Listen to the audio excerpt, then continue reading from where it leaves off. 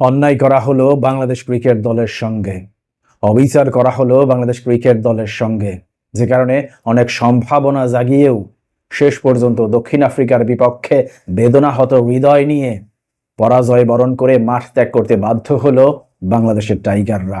অথচ যদি proper umpiring হতো তাহলে এই ম্যাচে বাংলাদেশ জিততেও পারত। পরবর্তী ঘটনা প্রবাহে পুরো ক্রিকেট বিশ্বে সমালোচনার ঝড় বইছে।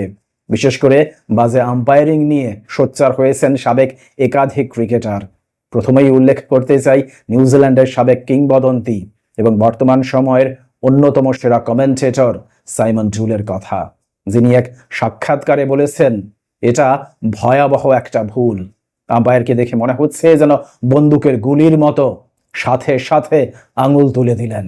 এটা বাজে সিদ্ধান্ত ছিল, এটা কোনোভাবেই স্ট্যাম্পে হিট করতো না, উল্টো বাংলাদেশ একটা 4 মিস করেছে। তিনি আরও বলেছেন, ধরুন বিষয়টা ফাইনালে ঘটল কিংবা বাংলাদেশের জায়গায় ভারত ছিল, তখন কি পুরো ম্যাচে এমন সিদ্ধান্ত দিতে পারত আম্পায়াররা? এর বাইরে সাবেক ভারতীয় কিংবদন্তি ওয়াসিম জাফরও বাংলাদেশের পাশে দাঁড়িয়েছেন। তিনিও সমালোচনা করেছেন বাজে আম্পায়ারিংয়ের। তিনি সামাজিক যোগাযোগ মাধ্যম এক্সে উল্লেখ করেন, Mahmudullah was wrongly given out LBW. The ball went for 4 leg byes. The decision was reversed on DRS. Bangladesh didn't get the 4 runs. As ball is dead, once batter given out, even if wrong. And South Africa ended up winning the game by 4 runs. Feel for Bangladesh fans.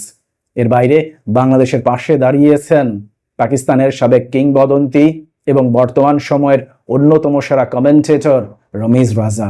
Ramiz রাজা মনে করেন, যেভাবে তাওহিদ হৃদয়কে রাবাদার বলে LBW ঘোষণা করা হয়েছে, ঠিক একইভাবে তাওহিদ হৃদয়কে আউট না দিলেও পারতেন আম্পায়ার। তিনি মনে করেন বলটি খালি চোখেই দেখা যাচ্ছিল লেগ স্টাম্পের বাইরে দিয়ে চলে যাচ্ছে, যে কারণে আম্পায়ার্স কল না হলে এক্ষেত্রে বেঁচে যেতেন তাওহিদ হৃদয়। এবং তাওহিদ হৃদয় যেভাবে ব্যাটিং করছিলেন, তিনি যদি শেষ পর্যন্ত উইকেটে থাকতে পারতেন তাহলে অবশ্যই বাংলাদেশ জয় নিয়েই এই ম্যাচ শেষ করতে পারত। কিন্তু প্রশ্ন হচ্ছে, বারংবার কেন বাংলাদেশের বিপক্ষেই এমন জঘন্য এবং বাজে আম্পায়ারিং হবে? প্রশ্ন থেকেই যায়, আগামী যে ম্যাচগুলো বাকি রয়েছে সেই ম্যাচেও কি একই ধরনের জঘন্য এবং বাজে আম্পায়ারিং এর শিকার হবে বাংলাদেশ? আপনার মতামত অবশ্যই কমেন্ট বক্সে লিখে জানান। ভালো থাকবেন সবাই। আল্লাহ হাফেজ।